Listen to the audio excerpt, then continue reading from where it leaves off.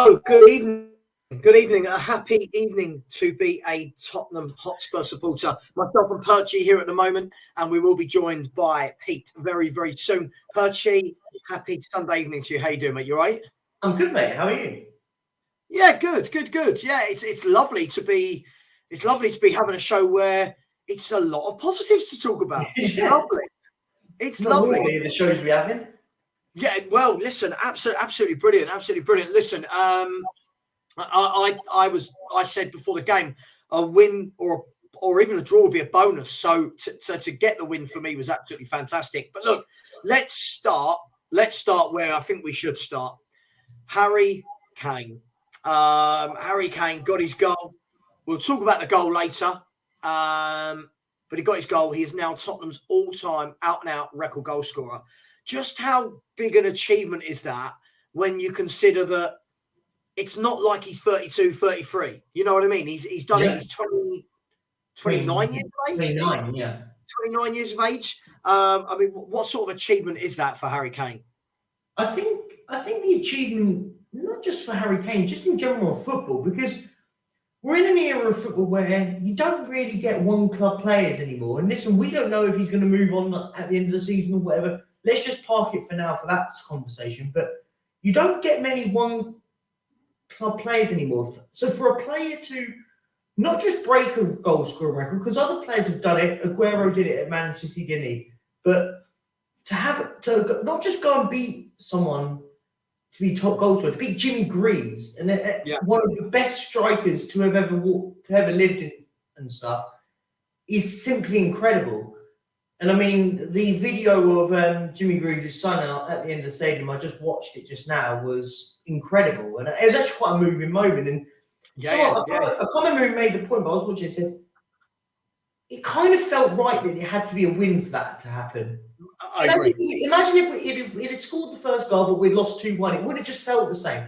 It kind of felt right for that moment. And listen, I think Harry Kane has proven he's not just a great goal scorer, but he's one of the best strikers that we've ever seen in our lifetimes. I think he goes in that category. And I think people will think, oh, well, what has he won? But that's kind of irrelevant in this conversation, because to go and score 267 league goals, 200 league goals, he's only 60 off Alan Shearer now. I think that you have to look at it as simply incredible. Yeah, do you know what? I think you're spot on. I was sitting watching the game with Graham, and I said to him, you know, obviously as Spurs fans, you want to win the game, but even more for the fact that Harry Kane got his goal. I wouldn't have wanted it to have been a consolation goal. You know, I love that there was the win to go with it, the clean sheet to go with it, and Harry Kane got his dues. But he's just been look, I've said it many a time. For me, I feel he's carried this club for the last 7-8 years through a lot of difficult periods. I think his goals have made a lot of managers have better periods than they probably would have. Now, you could say that about a lot of clubs, but this guy's been here, consistently for 7-8 seasons now in the first team. And listen, I think the irony of it all was this won't go down as one of his smoothest ever finishes, will it? It was kind of like a real scuffed effort, but the feeling he must have got when that hit the back of the net, mate, must have just been pure elation for him. I think everything you said, I can't argue. I think he was absolutely. And actually, do you know what? It's actually one of those. If you look back at the finish he actually did score, he's leaning backwards. Like he has to do a lot with that. I think people will look at that and go, "It's an absolute great goal," and that kind of sums up how good he is. Is that's a normal goal for him? He's leaning backwards when he's trying to take that shot because it's Højbjerg's kind of, I thought, done brilliantly, by the way, for that to get that to him. But it's fumbled to him. He's had to lean back and he's bent it into the corner. And you can't, I think, and this is what I always say about Harry Kane, and I say this a lot, and people misinterpret what I say. Harry Kane has dragged this football club, and you mentioned earlier, and not just this season, but a lot of seasons, he's dragged us through bad periods. And he's made, he's made managers look good. I mean, he scored, 17 league goals this season. If it wasn't for Haaland, we'd be talking about it being incredible. And I think absolutely. I think that says a lot about it. In a team that doesn't create a lot. And I think People miss that part of it. We don't create a lot of chances. But I tell you what, if you put chance creation to chance scored, I tell you what, he's up there in high percentages. And yeah, but there's not much more plaudits you can kind of give to the man at the moment. No, absolutely. I mean, look, I suppose the only thing we look at now is that enough for him? Is that enough for him? Does he want Shearer's record? Are we going to see him leave? We're going to talk about that later in the show, because what I don't want to do is I don't want to attach is Kane going to be here whilst he's got this amazing record in the same sentence. I just feel I think everyone, probably a huge sigh of relief when that ball went in. Forget that it was to go 1-1 up against City, but for Harry Kane alone. So, I mean, that was brilliant. Let's talk about the game. We'll come back to Kane. Got a few old favourites in the chat. Paul's in the chat. Big up. Ditcher's in the chat. I've seen some really silly things already. I mean, look, Savva give credit. I mean, I was talking about Harry Kane breaking a record. I'm not even sure. What am I giving credit for yet? Hang on. We haven't even started talking about the game. Savva in the cement. Do you know what I love about this, Perchy? Whenever Spurs win a game, like, people talk like I'm not a Spurs fan. Like, why would I not want my team to win games of football? It's so weird.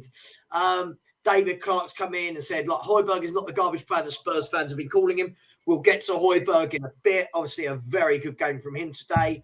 Good evening to yourself as well, my man. Good evening. Yes, I will be getting Graham on again soon. Don't you worry. Louis, why did Porro get no minutes? We're going to talk about Porro in a little bit. This is my favourite comment so far of the day. I love these. Am I going to apologise to Levy? Only a few points sit in the table with a squad and manager that you always slate. What am I apologising for? I've wanted Levy out for 17 years, my man. Beating Man City like we do every year isn't going to. This is the point people don't get. We beat Man City at home every year. It's as simple as that. It doesn't. No matter how good they are, they can't beat us at our place. They haven't scored a goal at our place. Do you know the funny thing? Big up, Pete. Do you know the funny thing, Perchy? Right? I'm seeing things like, I'm pretty sure I've been smiling this whole stream, and I'm seeing things like Savva cheer up. Savva looks stressed. You have not seen me stress, my man. If you think this is my stressed face, I can assure you. Pete, he's back. He really wants me to apologise to Levy for something. I'll tell you what, Kevin, you tell me what I'm apologising for, and I'll send an apology immediately in writing to Daniel Levy. Pete, just before we move on, right, M. Dot, if you keep being silly, I will block you. You're being silly. You're being really, really silly. So far, all we've done is talk about Harry Kane. Pete, before we go deep into the game, we were just congratulating Harry Kane from the point of view of getting the goals record. It obviously chucked a lot of superlatives his way. That man has seriously carried this club for a long time, hasn't he? And we just got to pray that he signs a new contract, haven't we, Pete? He's phenomenal. Oh, he's something else, isn't he? He is the only world-class player on our team, easily. I don't care what anyone says. Hands down. Everything he does is class. You can see it, the way he shields the ball, the way he passes, everything. That is what a world-class player looks like. In normally a poor team, he stands out. But he's carried us for a number of years now. How he puts up with it, I don't know. But hopefully, the thought of him going to another club, I think that hopefully that ship sort of sailed now, because the only option is the team we just play, really. If he wants to guarantee trophies in this league, you only do that by joining City, let's be honest. And that's going to happen. Yeah. So I think he's got as well, it's even Stevens really everywhere else, isn't it? No one's guaranteed nothing. No, absolutely. Everybody in the chat, please smash the like button. Please, it's absolutely free to do so. Please subscribe if you haven't already. I mean, guys, let's talk about the lineup. I think it will probably be remiss if we all pretended we were happy with it. I think a lot of people wanted to see Pedro Porro play, and funnily enough, he wasn't. And funnily enough, that's probably the best I've seen Emerson Royal in a Spurs shirt. If you like a match under a player's backside and put some pressure on them, it's amazing what can happen, Pete? Yeah, I thought he was solid. I mean, you've got to call it as you see it. From an attacking point of view, he was non-existent, but from a defensive point of view, I thought he was solid enough. You think fair enough? You earned your space today. Like no complaints. If that was a tactical thing, then they got it right because Grealish can be a tricky customer. He did him a couple of times, but overall he kept him quiet and sort of held his position well. It was a great battle, Pete, wasn't it? All game between Grealish and Emerson. Yeah, and you thought you're just waiting for Emerson to do something stupid because you thought, you're looking like a penny. But fair play to him, he didn't. He sort of kept his head, and unlike some others around him, and then and delivered. So fair play to him. I'll take my hat off. I think it's important, right? Credit where it's due, and I think I'm not a knee-jerk fan, so I'm not one of these that Spurs win a game and all of a sudden these idiots telling me to apologise to Levy. No, but what I will do is say, yeah, a player I don't like had a very good game. And if he played like that every week, right, I wouldn't not like him. Do you know what I mean, Perchy? This is the thing. Listen, I thought that was a much better game defensively. We'll get to Romero in a bit. I don't want to hit any negatives. I will say it was a right back performance, not a right wing back performance. Agreed. I agree. Definitely. Agreed. I absolutely agree. I agree. Do you agree with that, Perchy, in terms of, I think we spent a lot of the game in our half. Obviously, you're going to against Man City. But Emerson did his job. He wound up Grealish. Grealish wound him up. As Pete said, Grealish left him for dead a few times, but Royal got a lot of tackles in, made it a very uncomfortable night for a very good footballer. No, I thought, as you say, credit where credit's due. Player I'm not a massive fan of, but it kind of made sense why he got picked today. Defended brilliantly. He had a really good game today. And overall, defensively, we played good. We defended well. We stopped the sort of the main areas. They really didn't have a killer opportunity. I always say killer opportunity. Like, I thought we defended solid. So it's similar to what we've said before. It's like, so we say we can't defend, but we've actually can. So we've proven today against the best attacking team in the country, we can defend. Yeah. We can defend as a unit. As I said, I thought Højbjerg was good today. Not a massive fan of him, but again, he was brilliant today. I thought defensively solid is the answer to the sort of point of it today. And I think it tells me why we can't do it all the time, because we look like we can. We played well. And I think defensively we were fine. Yeah. So let's talk just quickly. Honestly, I mean, I don't think anyone's put a negative spin. So far, everyone's been very complimentary. I've complimented Emerson Royale. This has not been a negative spin in any sort of way, by the way. Or something. Do you know what I mean? It's a one-off game. What makes me laugh, Pete, is we've got fans in our fan base like that they don't want to celebrate the win. What they want to do is go, "Told you so." Yeah, the "told you so" game. Yeah, agreed. But the thing is, my opinion, you guys, you've known me for years. My opinion on Spurs doesn't change from week to week. My opinion on Spurs has been very consistent since about 2007, right? So, I don't listen. Great win, absolutely brilliant. Been here before. Let's be honest with City. We beat City before many times. Remember Nuno? That was when we were top of the league after 3 games, and it was here we go, everything's off, and then look how that ended up. So, what I will say, Pete, is this: about it as a one-off game. Great win, right? But what I will say is this: what I've said before when we've done this. Can we kick on? Yeah, exactly. Right? This is the question for me always with Spurs. Brilliant win. Great. Didn't concede a goal. Looked solid defensively. We counter-attacked brilliantly. Even Emerson Royal looked good. Now, what I want to see is go to Leicester. Beat them. Right? Yeah. Don't win this, then go and slip up against a team further down the league. Go and beat Leicester. Like we did last year. Then you've got West Ham at home. Now you're on a run. That's what I want to see. When it turns into consistency, that's when I start going, hang on, something might be happening here. But I always keep my feet on the ground, right? I always keep my feet on the ground. But look, let's look at another positive today. Perchy, I think Højbjerg had a really, really good game. He gets a lot of stick, but he had a really good game. pressed brilliantly. Don't get me wrong, City made an absolute clanger, but the clanger wouldn't have mattered unless Højbjerg was doing his job pressing. Yeah. He did brilliantly, didn't he? No, agreed. And there's another player that I'm not a massive fan of. I don't think he's that great. But yeah, brilliant today. Thought we pressed well. Probably the best I've seen him play in a Spurs shirt. And that's me being as positive. And if anyone wants to say I'm negative, that's the most positive I've seen him play in a Spurs shirt. Thought we were brilliant today. Pressed high. But this is my point. And you hit the nail on the head again. It's all good doing against City. It's great. It's that sort of old clanger in air quotes free hit.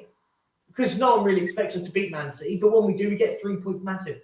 But I expect us to beat Leicester and West Ham coming up. So that's the point. So it's all great beating Man City, but we have to go and beat Leicester, West Ham, and we move on. We have to keep winning these games now because, yes, we've put ourselves in a position now where we are in the top 4. This is because I think that's probably the only thing we're going to be aiming for in the league base-wise. I don't think it's an achievement, but I think that's realistically, we're nowhere near winning the league. We're nowhere near winning the league. So we want to try and get back into the Champions League. So we have to be basically one of Man United or Newcastle or us. So realistically, we've got to somehow close the gap on those because we've fallen away for a short. So now it's about us now winning these games. Great result today. I thought it was brilliant. But we have to go and beat Leicester now. Absolutely. I mean, Pete, the first sort of 10, 15 minutes for me, I truly thought, oh God, they're gonna have all the ball here and batter us. I'll be honest, I thought they had so much of the football. Like the first game, they messed up, we scored, but this time I didn't feel the same urgency. I didn't feel the same threat from City that I did in the second half in the away game. Were you surprised they didn't come with a bit more? Dare I say it, did Pep get it wrong from his point of view? I think he did. I think he's got it wrong all season to keep pissing around with their team. You was waiting. It was like the first game, wasn't it? First half, you thought once he's click, we could be in trouble here. But the click never came. It came in the second half in the first game, but it didn't come today. And you only got to look at Haaland, the amount of runs that man made, and good runs as well. And he's like, I'm doing this for nothing here because it's like ignoring him. No one sees it, and you think, what is going on there? I mean, to our benefit, of course. Like, and you got De Bruyne on the bench here. If he comes on and starts picking out these runs, we could be in all sorts of trouble. But it never happened. It never came. I think they've got a few problems there behind the scenes. Something's not right. You can clearly see that in the way they're playing and just their whole body language and all that, which ain't our problem. But unfortunately for us, them tossers down the road are the ones benefiting out of it. You know what I mean? That's a shame, isn't it? But listen, them to click in a gear a bit lively. Pep to sort his life out and fucking get the point in the team and just get that goal machine back on target again. Well, I'll tell you, my mate's a Man City season ticket holder, and he messaged me during the game, and he said, "What I don't get, Sav," he said, "we've come away from the tried and tested." He said, "We've come away from Diaz and Laporte. We've come away from the three in midfield with Rodri, Gundogan, and De Bruyne." And he said, like Cancelo's got. He said, I don't know what we're doing. Why doesn't he just go back to that foot? But look, hey, that's a Man City problem. Hopefully, he doesn't. We benefited from it. Just Spurs way. Just so you know, honestly, mate, my heart is good. My heart's good. Please don't worry. Be happy, guys. We've just won a game. Have a good time. I'm not sure where he's going with this. Look, it was great. I mean, the last 15 minutes, I did think the Alamo was going to come. You know, I think Alvarez had a shot that Dyer flicked over, smashed his knee. Alvarez bent another one just wide. Lloris came and cleaned out Rodri. So there was some scares, but nothing really. Hugo weren't man of the match, was he? Right. I mean, I'm going back to Højbjerg. I mean, you know how I feel about him. I think he's so underappreciated. It's unreal, but excellent today. You can't fault it. That's what he does. Yeah. And if he wasn't there, we'd miss him. And for me, he gets in any squad in the league. Not saying first 11, any squad, because any manager would love a player like that to either start or bring on. When imagine a team that's winning, you're bringing on a Højbjerg to come on and just close the game out. You know what I mean? He gets in any squad in the league easily, but. We just got to take the positive today. Great. Yeah, I thought even Son did well. I thought he was quite good. He wasn't a threat, but I think he's passing a bit better. He's motoring up a few times on runs with the ball. I still don't think that's the one thing we're going to disagree about, Pete. I thought another anonymous game. I wouldn't say it was the revival that everyone was thinking was coming, but he was better than he has been. You know what I mean? I think his running was good at times. I don't think him and Perisic worked. I think that's obvious. Yeah, you're right there. That's not helping him at all because he's basically playing as a second left wing back because Perisic can't defend, which would piss me off if I was Son. So I can imagine what he's doing to him. That may be the root cause of a lot of this season. But I don't think anyone, apart from Romero, who's a dickhead, I don't know if anyone had a bad game today. It was like the only one. Before I get called negative, I thought Perisic was absolutely awful. Yeah, agreed. I thought it was terrible today. Guys, I'll be honest. Listen, I don't want to put a down on it. I've just not really been impressed with him all season. If I'm honest, I feel we have definitely got a guy at the end of his career. But look, I don't really want to go down that negative route. I want to talk about the fact that Hugo didn't have a save to make. Right? I don't remember him making a save. I don't think they had a shot on target in the whole game. Yeah, they had one. They had the Rodri one, didn't they? That like trickled. It was an easy save. It was a he didn't have to make a proper save, is what you mean. Yeah, no, absolutely. I mean, my point is, it goes to show as well that, you know, lots of people have said we haven't got a defence, we can't defend. It's why we can't pick up points. You know, like when we lose to Villa and everyone just turn around straight away and goes, it's not Conte's fault, he's not got the players. This win kind of shows me that you can win those games. We can defend. Let's be honest. We can defend. Mm-hmm. It's about how does he get that into them consistently. Would that be fair? Completely. I think it just says it all. We all sit there and say that we've got a shit defence, we've got crap this, crap that, but we played the best team in the country on paper, best team in the country, and we've shown that we can do it. Why can't we go? And this is exactly the point I made earlier. Great winning against City, but we have to go and bounce on and beat Leicester, West Ham. These are games that we need to be winning as well. Man City's a great result. It's a great result, great 3 points, but it's only a great result if we go and beat Leicester and West Ham. If that kind of makes sense, because you go 9 points out of those 3 games is a great result. And that's for me the sort of thing about it. But yeah, defensively, I thought we were brilliant, and maybe we can defend with Porro, Davis at the back and Romero. Or won't we with Romero next game? I mean, yeah, we will come to Romero in a minute. I want that to be a side conversation. But Pete, from a defensive standpoint, I thought Davis, Dyer, Royal. I thought some of the players that have been getting a lot of stick, you know, from people like me as well, and arguably so, I would say, they did have good games. It did show that they were capable of sticking to a game plan. They were capable of being switched on and alert for 90 minutes. We've got to see more of that in the second half of the season, haven't we? Yeah, I mean, I'm not going to get too carried away in the defence, to be honest, for a couple of reasons. One, we've shown we can defend like that against them sort of teams on numerous occasions when sort of we get most people behind the ball and the team sort of knock it around in front of the area. We didn't get stretched much where there's a runner in behind and then that sort of pulls a few players out of positions and all that. City don't play like that. They will just probe and we just close off the space. We can defend like that very well. We've seen that before. It's when we're asking them to not rely on everyone else helping them out and actually just do defending as a back three is when they come unstuck and when they get stretched a bit. And also I think if the Porro starts that game, I think it could have been something different, but it didn't. So it is what it is.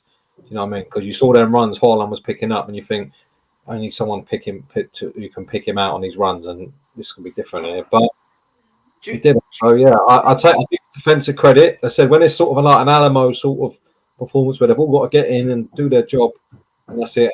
As a unit, they're better than the sum of its parts. The defense, isolate them individually. That's when it becomes a problem. So fair play to them today. Like I said, I can't knock it.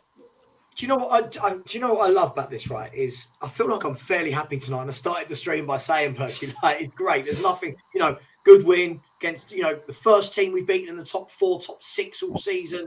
I always say I'll never get too carried away, but if I'm positive, I'm getting people going, Savva, it's only one game, calm down, right?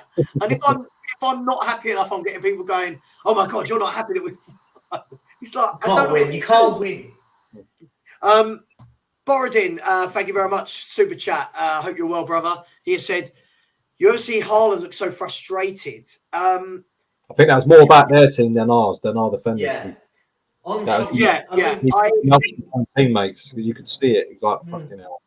I think that look, we're not Man City fans, but if I was a Man City fan, what I'd be sitting here right now talking about my club would be, how can we have the deadliest goal scorer in world football and not be putting the ball in behind more and constantly going out wide back. But listen, hey, I'm not a Man City fan. If I was a Man City fan, right. Sat on the bench. We are for the rest of the season. We are for the rest of the season. We're Man City. Yeah. From now on, we're Man City. Of course we are. Yes. Yeah. No, but if I was more confused how they didn't start De Bruyne. Like, it just didn't make. I kind of looked at it and went, really? Yeah, and our Spurs. This is what I'm saying. It's about consistency for me. I think we've seen this in seasons before where we've beaten Man City and everyone gets really excited, and it's great. Yeah, you've beaten a good team, but what I want to see now, as I said it, I'm not sure if you saw this earlier in the show. Go now and beat Leicester, then go and beat West Ham. Let's get 3 or 4 league wins in a row, and all of a sudden we're sitting there going, "Hang on, we're well in this top 4 race. If not, we are in the top 4." You know, so let's see that. Like we did last year, we beat Man City at their ground and went and lost to Burnley. Let's not do that. Right. So that's the thing for me. So we've beaten Fulham, right? We've beaten Man City. Now go and beat Leicester. All of a sudden, you're on a run. Yeah. You lose to Leicester, and Man U and Newcastle win next week. You're right back to where you were at the beginning of this weekend. So feet on the ground. Let's beat Leicester. Let's beat West Ham. All of a sudden, you've given yourself a nice little platform to go and get that top 4 again. But let's relax. Let's relax. We're already on a run, a few clean sheets and some wins. Yeah. Listen, absolutely. But there's no point beating City, bookmark, if you don't go and beat Leicester. Otherwise, it's counterproductive. Guys, let's talk about before we come back to Kane again in a bit. Let's talk about Christian Romero. Christian Romero. Sorry, I've just written a comment that made me laugh. Christian Romero is a walking calamity. I think he's a good defender. I won't go any more than that. I don't buy into the praise from the many. I think he's good. But guys, this has got to stop, isn't it? This is every game. He just comes out and clatters a player for absolutely no reason, and the crowd cheer it. You're absolutely spot. Sorry, I jumped in there, but I mean, go on, you're right. So the bit that I don't get, and this is what I said, that one on Haaland in the first half. What are you doing? Listen, I'm all for aggression. I'm all for making yourself known that you're there. But there's no work. The thing is as a centre half, the main point about this whole thing is if you get booked at the end, like for example, everyone was trying to say to me that Grealish dived for the second yellow card. Watched it back and I went, yeah, he's being clever, but he hasn't dived. He still took him. It's a yellow card every day of the week.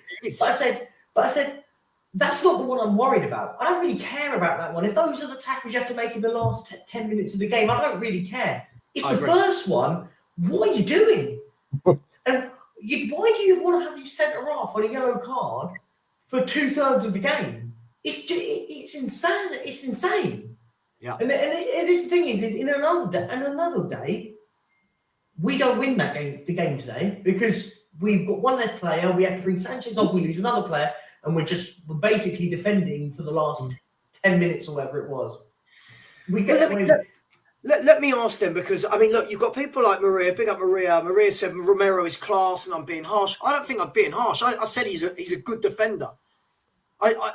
Pete, where do you sit with this? Because I like Romero, by the way, and yes, of course, he's our best defender because look at the rest of them.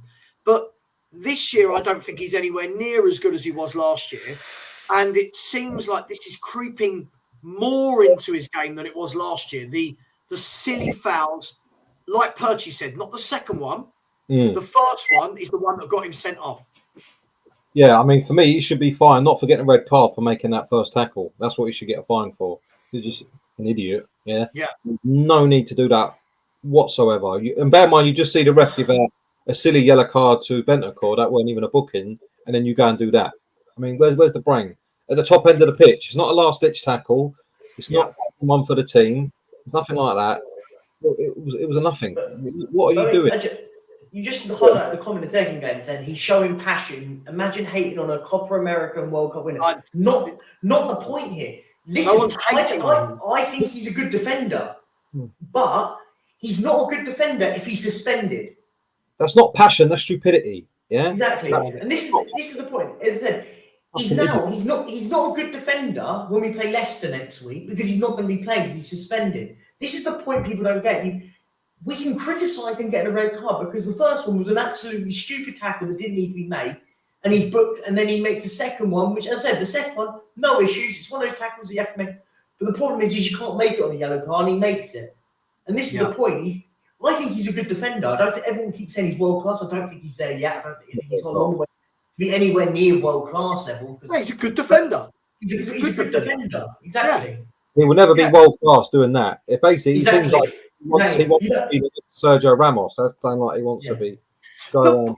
And I think you're just leaving yourself open. Let's be honest, that red card's been coming for a few weeks because he's been getting away with a few, and you think, fucking hell, here we go. He's going to go off, and he manages to get away with it. Yeah, but this is exactly the comment. It's not hate, it's criticism. That's what we're here for. We're to call it as much as we'll praise Royal for his good performance. You've got to bring out Royal and say, Romero, and say, what are you doing? If that was anyone else, if that was Royal, he'd get fucking slaughtered. Yeah, get slaughtered. So just because he's one of your favourites, you can't make it any different. It was absolutely stupidity. Yeah, and he's lucky he didn't get sent off before he got sent off. For the one on, there was one on, I think it was Grealish before, and you think you leave yourself a tightrope. Why do it for that long in the game? A game like that, when you know we're going to have to defend most of the time, it's just an idiot. It's just people go well over the top. I mean, this guy, I mean, we're literally just talking about. I'll tell you what, we're going to get to the stage. That's his second, actually. He got sent off against Mura or someone. He got sent off in last season. We're going to get to the stage where YouTube channels will be non-existent because literally you talk about a player who got a red card and it's, oh, you're harsh. You talk about a player, a new player not starting. Oh, well, this is what it's like. Just relax. Look, for me, I like Romero, as I've stated a number of times. Do I think he's world class? No. In my 40 years of watching football, he doesn't compare to I don't know. I could write you a book of centre halves who are world class, right? But he's young. He's got time. What I want this rash side to come out of his game. And I know there are some fans that think that's passion, but I'll ask you this: why did he need to make that challenge in the first half? He didn't. He didn't. Of course, didn't. So that's not passion. No, that's just stupidity. But you know what? Worse than this for us is the fact that he's coming at 23.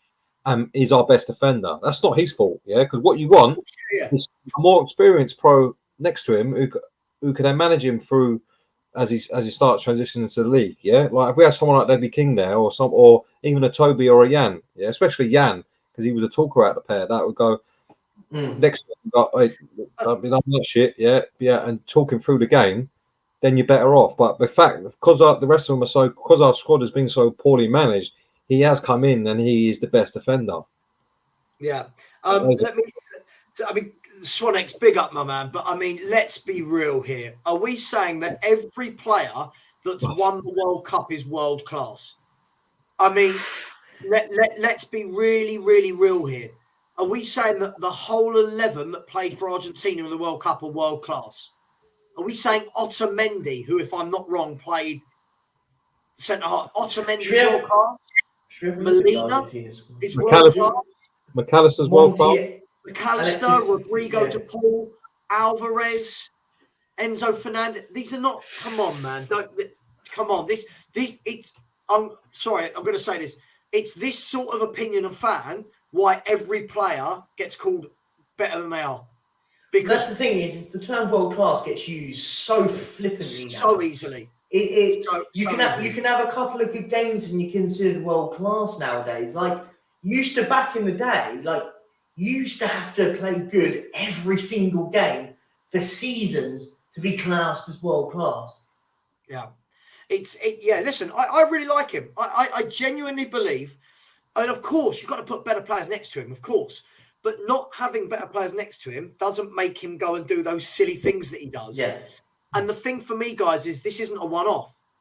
And I think for the last sort of 7 or 8 games, we're in the same WhatsApp group, right, guys, where everyone goes, oh, my God, he's going to get sent off because you're worried about it. Look, he only misses 1 game, if I'm right, because it's 2 yellows, not straight red. So he misses Leicester City. And then that means what? Sanchez comes in, Tanganga. Who are you starting instead of Romero? Longley, Sanchez, Tanganga. Who are you picking, guys? It's a choice, isn't it? It's probably you have to put Longley in. No, I think he goes Sanchez personally.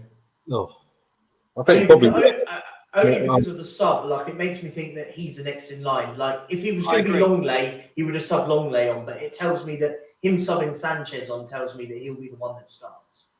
Well, it needs to be it'd probably be Sanchez or Tanganga because both of them are fairly quick, so it needs to have a bit of pace in that back line against Leicester. John, let's be really, really honest. This is such a bad take. I'm sorry, my man. It's not Sunday League. This is a Sunday League saying. Erling Haaland's been kicked from pillar to post his whole career. You think that 1 tackle on Romero was why he didn't score today, or could it have been his teammates not creating a single chance for him? He didn't get scared. He didn't get scared. That's a daft statement. This isn't as you Pete, you summed it up. This isn't Sunday League. You're right. It may well be the South American style, aggression and passion. But listen, in another game, when you're drawing 0-0, right, or there's 20 minutes left of the game, that goes against you, right? Luckily for us today, that happened in the 87th. Minute. So you've got time to sit in, but I have been worried about it for a while. I just hope he learns from this, guys. Agreed.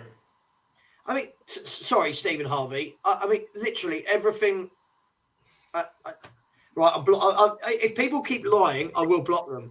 I mean, sorry, I just sat here the whole. You've said exactly that.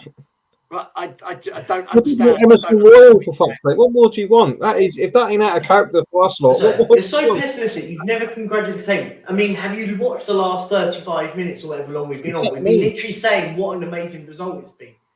Don't make stuff up, guys. Come on. Players that don't normally get grief. Do you know what I mean?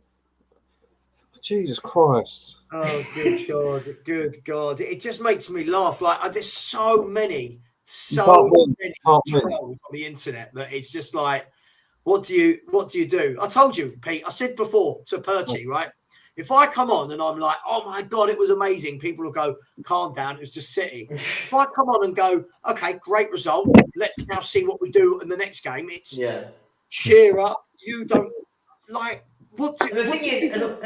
and you're spot on. And the other part is, guys, this is the bit people don't get. We can sit here and go, what an amazing result. But we can also break down the game and go, didn't really like that part, but we like that part. It does. We don't, just because we think we've had a great result today, we don't just, otherwise there's no point having this channel. There's no point us sitting debating it because we go, okay, we won the game. It's all great. Happy days, log off. Do you know what I mean? We can dissect the game. There's one word that a lot of Spurs fans are bereft of. It's called context. Look at the context. Well, it's the magical C, isn't it? I would say that. Context of Spurs history. You all got to put that into context, mate. It's how it. What you know what I mean? We've had. Have you not learned from these silly reactions last year? Oh yeah, here we go. Oh, we're going to run. Oh, run straight into Burnley. 1-0 loss. Do you know what I mean? We've done it before. How many more times do you see it? Pete, I'm 40 years of age, right? I'm not 40 years of age. And in the last 40 years, I can tell you the number of times that we have, of course, we have great results in a year. Every team has a result in a year where you go, like, let's be fair, right now, Everton fans are going, oh, we beat Arsenal, blah, blah, blah, brilliant. And there'll be other Everton fans going, okay, cool, but that doesn't mean anything now. unless we win the next couple and move away from the relegation zone. Right, that's life. That is absolutely life. I think it's a brilliant win today. I said today before the game that it is a bonus because I didn't think we'd win. But to get that,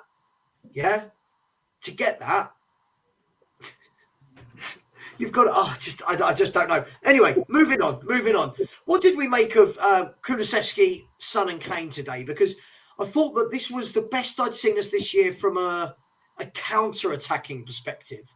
I felt like last year, from when Conte came in, we were at our best when we were counter-attacking fluidly. And today, I think City were the perfect opponent to bring that back out of us. What did you guys make of that? I thought we were good on the break. I thought Højbjerg was very good on the break, actually. He got forward and bring the ball forward quite a bit. I think Son is hindered by having to babysit Perisic a lot. I think that's becoming more and more obvious. So we lose a bit there on the counter-attack. Kulu, fine. I mean, we're up against Kyle Walker, so it's very hard to be effective because you can't just leave the team for dust because he's always there to mop up and he will always be there with his pace. But we were a threat on the counter. We didn't really force them. We didn't create many chances. I was a bit worried in the first half where we got forward quite a lot and you think we got to make some better chances here because we ain't going to get this many chances in the second half. Do you know what I mean? But the game didn't turn out that way. I thought we were good without being great, if you know what I mean. I've seen us better and I've seen us worse. Yeah. But I think the three of them looked a bit more cohesive than they have done. Yeah. I mean, Percy, I thought Kulusevski for me still, he was out injured for a little while, and I think he's still getting back to that kind of sharpness. But I saw some nice touches from him in the first half. I thought he went at Ake really well, left him for dead a couple of times. Sonny, I would say, I didn't think he had the worst game. Just looks a bit unsure of himself. He's getting in these great positions and he's running with a ball. It's just the decision making isn't quite back there yet. But what do you make of those two before we move on to Kane's performance? I thought we were, as I said, I think Pete hit in that head. I thought we counter-attacked well today. I thought, I think Son, again, there's that sparkle that you can't really explain with Son. Yeah. When you watch him play now, you think, why are you not just running in behind, getting in behind? Son's a nuisance. He used to be. He hasn't got that nuisance moment anymore. You know that when he gets into the box and he basically makes a defender make a decision. He kind of makes a decision up for them now, and he's still doing it. And he was better today, by the way. He was better today. But Kulusevski, getting back to it, I thought he wasn't incredible, but I didn't think he was bad. I thought actually our counter-attack all started from the midfield, to be fair. As I said, this is why I've got to praise Højbjerg. Criticise him a lot, but today he was the key one. He kind of broke through the middle and caused more problems down the middle.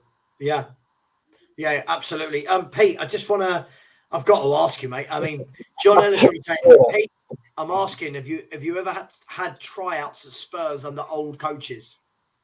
No, and if he's ever seen me play football, he would have asked that. I guess this is going back to the old put one up them early on and they won't want to play for the rest of the game. I buy that, but not when you're a machine like Erling Haaland. I'm sure Sunday league stuff. You do that on Sunday league. Same when the dickhead comes out with the shiny boots and you clump him early doors. All that's Sunday league stuff. That is, it stays at Sunday. Yeah. But hey, I've heard this from years for people about if Messi come over to the Premier League, he'd get kicked and wouldn't want to play. Like he doesn't get kicked every game, 25 times a game, and get up and still rinse everybody. Do you know what I mean? It's like and let's be honest, Haaland is not. He's not exactly Peter Crouch. The geezer's like a Terminator. Do you know what I mean? If he wants to have it, he'll have it. Do you know what I mean? Don't worry about that. Yeah, absolutely. I mean, Harry Kane, Pete. Let's move away from the goal. We talked about the goal. He's got the record. It's absolutely fantastic. Without scoring or looking like scoring again, I just felt like he looked. For me, he always looks better at the moment. He kind of drops into those little pockets, spins, and then joins in again. I thought he did that really well, especially in the second half. when I thought we were going to counter them every time we got the ball. What did you make of his game today overall? Same with you always. It's hard to find any negative really about Kane these days, but he does that. He does that better than anyone you probably like to see. Drop deep, and the way he uses his body to roll people and all that. But no matter what it is, and sometimes he don't like the ball's got under control and he's got a geezer all over him down his neck. He still manages to get a pass off that is actually a crisp, perfect weight, everything on it and normally a pass to a good area. You're never in any doubt that he's going to fuck this up. He'll get his pass away here no matter what. If one of them climbing on his back, the other one kicking the shit out of him, he still manages to get his pass away. The guys are just top notch. His hold up play is second to none. What can you say about him? I said we're lucky to have him. We're lucky to still have him, and hopefully that carries on. How people give him, I have no idea, but sometimes you got to appreciate what you got. Yeah, absolutely. I mean, Bertie, he links it together, doesn't he? You know, I think what I've seen over the years is Kane. We call him a centre forward, and I suppose when the team sheet is announced, he's the centre forward. But he just spends so much of the game everywhere. You know, like he just pops up on the right, pops up on the left in centre midfield. This is going to be one hell of a job to replace a Harry Kane if he decides not to sign, isn't it? This is going to be. I mean, look, we haven't. It's taken us arguably 4 or 5 years to replace Kyle Walker. Don't even know if we have, but I mean, it's going to be one hell of a player to replace. I don't think we replace him.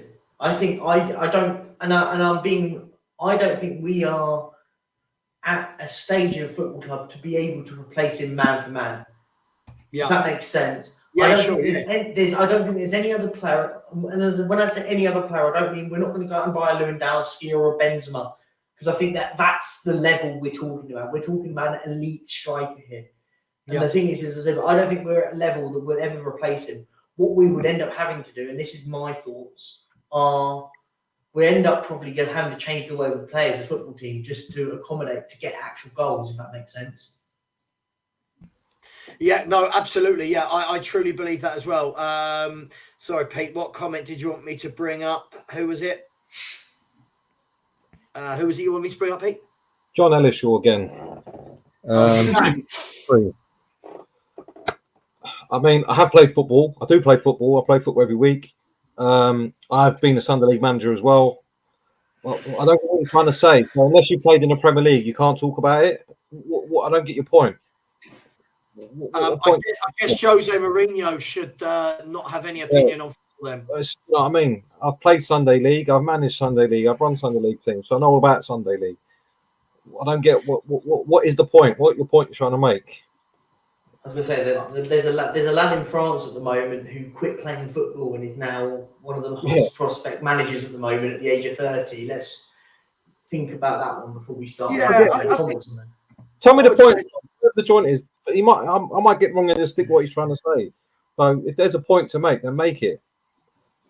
Yeah, I think that what I would say is, you know, I've worked at a Premier League football club, and what you find when you work at a club is a lot of the ex-players that play, when you listen to their opinions, you realise that they're just like us, right? Yeah. They're just like us. Some of their opinions you go, yeah, I like that. And other opinions you go, what are you talking about?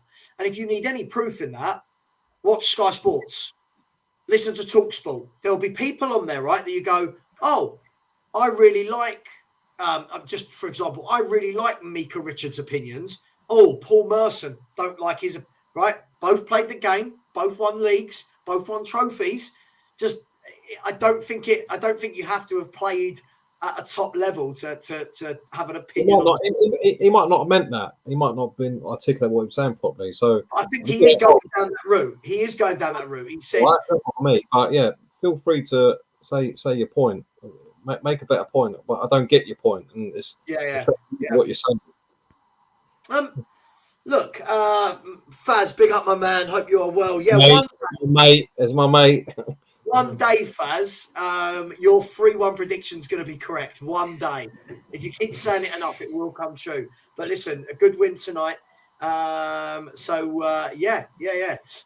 Guys, let's move away from today's game. We've got a streaker. In the amazing. I mean, look, what that does do, Perchy, that does put us in a nice little position. You know, for as much as we haven't played great, you know, and as much as I've not been a fan of the football, we are now nicely tucked in behind Man United and Newcastle, who I believe. Let me just have a look at the league table before I lie. They have a game in hand on us. I believe they have a game in hand. So we're looking at we're 1 point behind Newcastle. They've got a game in hand, and their next game is Bournemouth away, followed by Liverpool at home. And then Manchester United, who we are, Man U have got Leeds back to back. And Man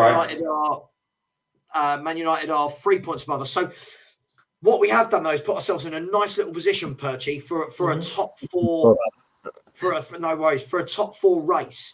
I felt that if we had lost today, we would have been 4 points and 6 points behind them, and they would have had a game in hand. Do you know what I mean? I thought that would have made it a lot more difficult. So that was so important for that top four race, wasn't it?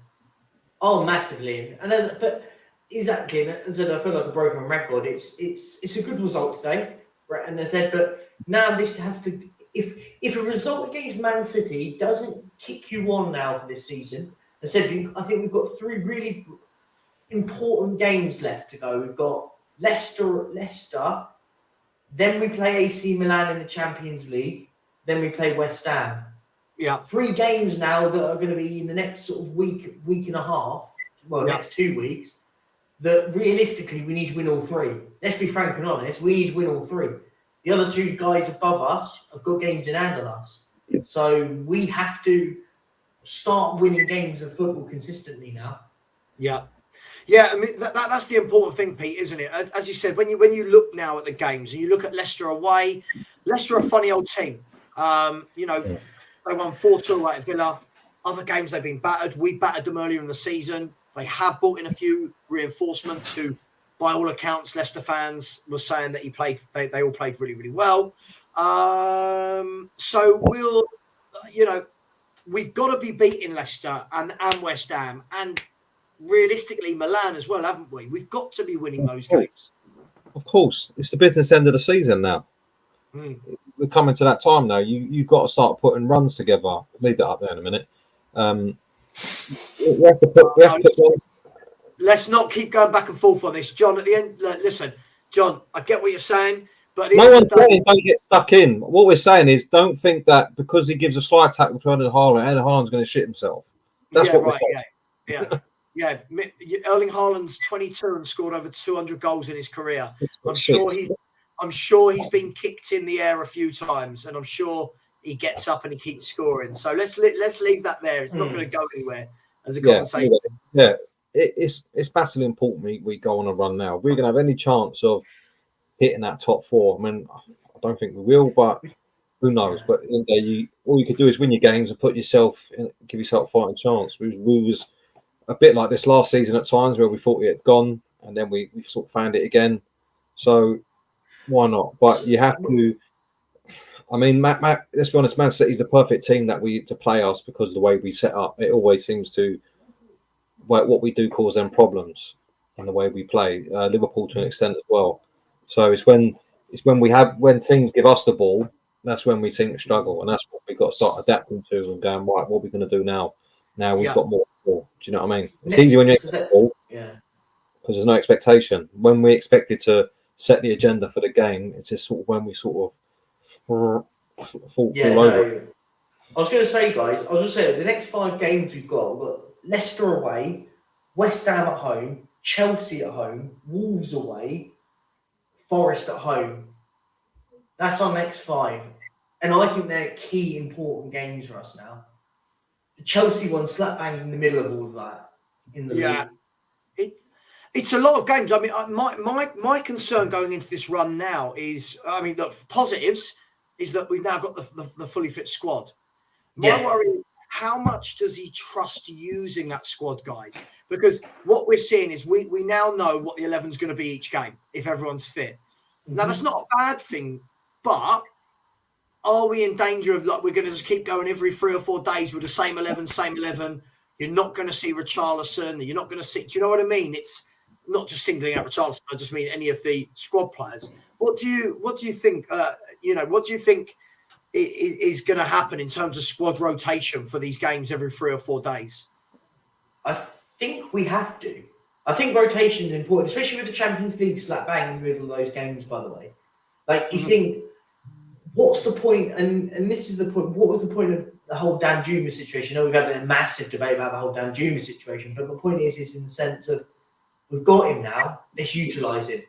He can play games against Leicester or, I don't know, West Ham maybe, even Forest. Right? I'm just chucking out, and no disrespect to those teams, I'm just talking about teams that I expect us to be beating, to allow players like a Son having a rest or even a Kulusevski having a rest. And I was just using that as an example. We've got players like Dan Juma and Richarlison into it as good squad players, if that makes sense. They're better squad players than what we've had.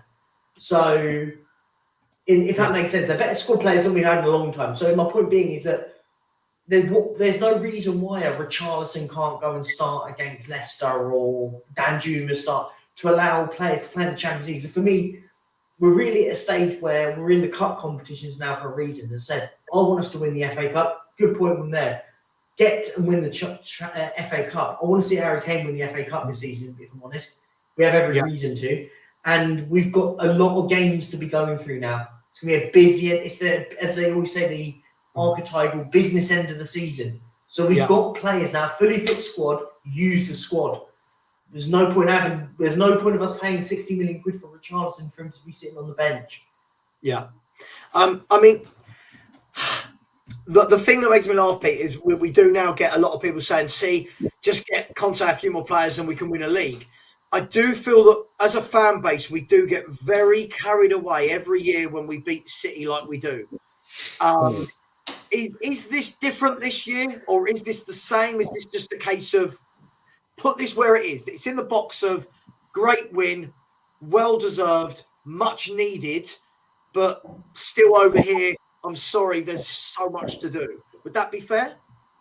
I think when we did this before, we were just in the early days of Conte, so you can have maybe that sort of enthusiasm. But as we've seen what's transpired in that time and how poorly we play football and what we do against most of the teams in the league, you can't start coming out with stuff like that. Yeah, we going on a run, getting him loads of players and all that. He's not going to be here for these players. Let's have it right. Yeah, he's not going to be here. So I think you need to let that one go. It's more of a case of let's just try and finish the season as strong as possible and give us the best chance for whoever's here next season, which will probably be a new manager, to be in the top 4. So we can have, so it doesn't give his owners an excuse to give less money in a budget, which is a poor budget as it is. So to use for next season, it's all about now finishing the season strong and then having a reset like we're going to have to with potentially the manager and the director of football and getting Kane signed up on a new contract. Yeah, strong finish the season might make him do that. Depends on who the next manager is going to be. You know what I mean? There's still a lot. Let's be honest, it's only 3 days ago the fans are in uproar and a lot of them are ready to turn on the owners and still are because of the statement they put out. And then one game doesn't change everything that's still wrong at this club. You know what I mean? One swallow don't make a summer.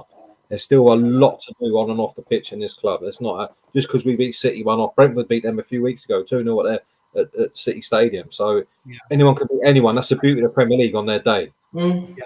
The thing is, you say the Premier League. I've never subscribed to that. It's the beauty of every league. I don't watch many league, but that's why the Premier League, I think, gets the money it does from other because it's more. You see that bit more often. Listen, we'll completely disagree. That's coming from someone who doesn't watch other leagues. I can assure you. I see Real Madrid lost today to Mallorca. Do you know what I mean? Yeah. But you don't hear the commentators going, it only happens here because it happens all over world football. I don't watch many other leagues, but that's my opinion. But that's a string for another day. No, it's all good. It's all good. I mean, listen, I want to be able to, as a football fan, I want to be able to celebrate in isolation. I don't believe that every time a bad result happens that it's the end of the world, and every time a good result happens it's the beginning of a new era. You know what I mean? I think sometimes you just have to say, that was good today. I'm not going to go overboard. That was the classic, that's how you counter-attack a team. And it worked. It was good. Yeah. We had a good game plan and it worked.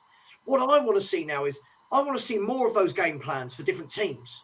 Can we now get a game plan to beat Leicester? Can we get a game plan to beat Villa when they come to our ground? Rather than losing and then all of a sudden it's Enoch are the worst things in the world because we lost to Villa today. Do you know, I just would like to see some consistency would just be what I want to see between now and the end of the season. Not win one, lose one, draw one, even though that is consistent, but you know what I mean. Guys, I want to talk about, this is going to be interesting. Emerson Royal, probably the best game I've seen him have in a Spurs shirt. We've discussed that, but what I want to talk about is, what does that now mean for Pedro Porro? This is the guy that we spent 31 days chasing. They even, what's his name? Paratici, forgot the Don's name there, the old Don. Mm-hmm. Paratici said in his interview last week that we were looking at him in the summer as well, but we couldn't get it done then. What do you do now moving forward? Does the new £45 million man come in that we were chasing as our number one target? Or do you reward the guy that's just had probably his best game in a Spurs shirt for another week? What happens now? I think you take the game as it comes. Sorry, Perchy. I think you've got to look at, I mean, if you're expected to go on the attack, you probably want to use Porro. If you're going to play a more defensive side, like you have to defend a bit more, then you might sort of edge to well, it's the same thing. We can't get. Let's be honest. This bloke's had a good game, but it still doesn't change. What about all the other games he's had? You know what I mean, it's not as if he's wiped the slate clean on one game. And we've seen him have decent games before. Yeah, it doesn't mean he's all of a sudden he's turning into the next Cafu. You know what I mean? It's a good game today. He's done his job. He's done his job well. He was asked just to defend only. But unfortunately, in this way we play, there's going to be times like next week when he's going to be asked to defend and attack, and that's where we found. So if we had that in him, where we wouldn't need this player, we wouldn't have bought him in the first place, like the Pedro Porro. So there's obviously a desire for him because of where he lacks in attacking. So for me, I think you've got to go with what's best for the club in the long term, which is the thing. Yeah, no, I agree. Just quickly, Bertie, before I come to you, just say we have a new channel member. So Step Up Spurs, I've not seen you in here before. If you have been, apologies, but welcome. Thank you for being a channel member. Everyone can be a channel member. Please, we are on 109 likes. Let's try and get that to 150 as soon as possible. And we are closing in. We are 15 away from 3,200 in 10 months. So I thank you all for that. Please subscribe if you haven't already. Perchy, next game, Leicester, Porro or Royal? I think Pete hit the nail on the head. I think what you've got there with Emerson is if you need someone to be a bit more defensive, I don't think he's the best, but better probably out of the two defensively. I think you have to start Pedro. You have to play players at the right time. And I think, however, I was wrong. I thought at the time, why have you not started him? Realistically, it made sense. He's a bit better defensively, and he just basically sat deep all the time. Mm-hmm. You don't want that against Leicester. You don't want a defensive player there. You need someone that's going to hit on the counter. So I think he will start Pedro Porro against Leicester. Sorry, can I just ask? Have we been having a conversation that I've not been present for? Like this guy keeps talking. I don't think anyone's talked about Conte. I don't think we've mentioned it. Watching one stream and commenting on another. Yeah, I don't know what we're talking about. I don't think no one said anything about Antonio Conte tonight. I think the only thing that was said was people saying we don't know if he's in charge next year, which is actual fact. We don't know if he's in manager next year. That's just fact. We can't shy away from that. I don't know what this comment was all about, but. Yeah, look, at the end of the day, big up George Raffis in the house. Hope you're well. Guys, I think you're right. I think it's the most Spursy thing ever, isn't it? That we spend all window, only sign one player. I was going to say on a permanent, but it'll be a permanent in the summer. we bring in one permanent player. We've all been screaming out for a right wing back, and now all of a sudden, everyone's going, oh my God, Royal Camper. Pete, I make you spot on with that, mate. I think there's going to be, I think lots of people saying he was brilliant today. I see it that I thought he was brilliant defensively. I don't think he does a lot going forward. I think he struggles when you ask him to go past the halfway line, he runs. But I don't feel like there's ever an end product. I don't feel like you never think he's just going to whip his boot around it and get a ball in. But maybe you're right. That will be what Porro is for.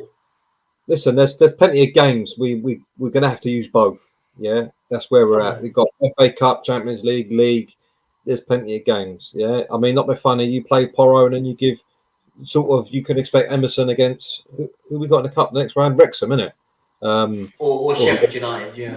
So you can say for that game, well, he's not going to be overly relied on defensively, and we might need someone that's good going forward because it's at a low level. So then he plays in that game, and then you put Porro for the league game. It's you've got to do it for each game. I'm not going to sit and pretend just because he had one good game that all of a sudden that means that he's someone you can lean on every week, because that's just bananas. Because we've had 2 years of him now. And we've waited 2 years for one of these performances. Like, this is his standout performance in 2 years. Let's put everything into context here. Do you know what I mean? This comment, I think, sums up where I am with Emerson Royale. Yeah, exactly. Yeah, it's the same. People were saying Dyer. We don't need a centre half last season because Dyer and Davies showed how good they are. What, the Virgil van Dijk crowd? Yeah, and all that crap. Because we kept the clean sheet, or we drew at Anfield and we did that and that. But then in reality, they have good games, but they still can be poor players. Poor players can have good games. Yeah. But really good players don't have so many poor games. Yeah, there's a difference. So good luck to him. He's done a good job today. Let's see what he's like in his next game. Yeah, do you know what I mean? Yeah. Let him be consistent like the rest of the team, and then we can say, do you know what? We might have to start looking at having a nibble at the old humble pie. Until then, it ain't coming out anytime soon. Yeah, I think we're the world's worst fans for this, aren't we? We don't want a player. We don't want a player. A player has a good game, and we all go, hang on, everybody, where's your humble pie? Like you're saying, right? And it's like, well, I'm not sure if you were on the screen at the time, Pete. It's like at the beginning of this stream where somebody's saying to me, Savva, should you apologise to Levy? I don't know why. Like this whole, you're in the mud, you need to apologise. What? Because my football team won a game. I don't think that's quite. I don't think that's quite how long-term opinions work. I'll be in the mud when they keep winning us things, right? I'll be in the mud when I see a clear plan for this football club. I'll be in the mud when we have a good transfer strategy. I'll be in the mud when we start bringing people through from the academy. I think all three of us, when that happens, mate, we'll all be like that. We'll all be like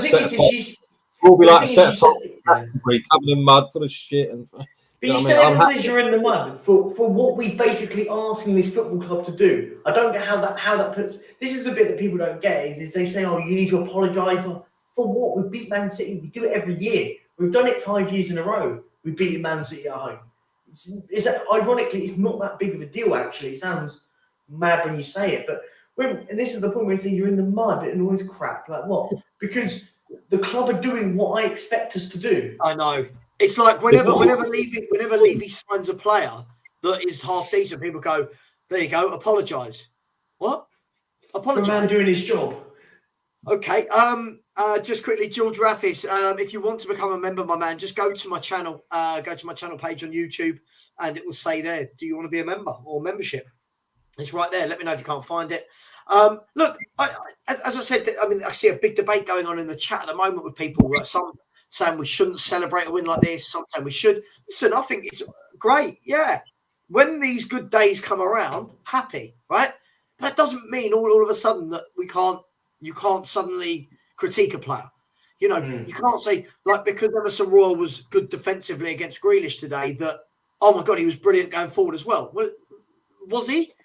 I don't remember a lot coming from that side from him or Kulu, if I'm honest.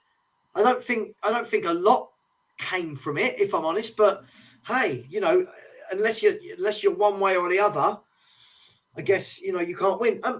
So are either of you expecting to see Porro against Leicester? Let me put it that way. Is anyone expecting to see him play? I think he starts Against I Leicester. think he starts. I think he starts. Yeah, so again, you have to have a measurement, don't you? So you have to see how good he is. Yeah, if he has a shit game, then people might say, "Oh, there you go. Look, let's play Emerson." Until you don't know. But there's no point in buying these players because what does it do for him if he can't get on the pitch? Do you know what I mean? We're that desperate for him that we're not going to use him because one geezer had one good game. Yeah, I think you're spot on there. Yeah, I think it's the nature of football fans, isn't it? That everything is very reactionary.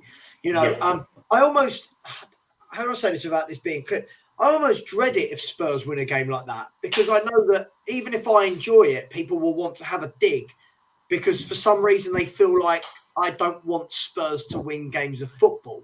Like it's strange. I just think that after a number of years, you've seen it all before, right? You've seen it all before, so you're not as easily impressed. Would that be fair to say? No, but Savva, I think the best way to put it, and this is I remember beating City. I can't remember if it was last year or the year before, the season before.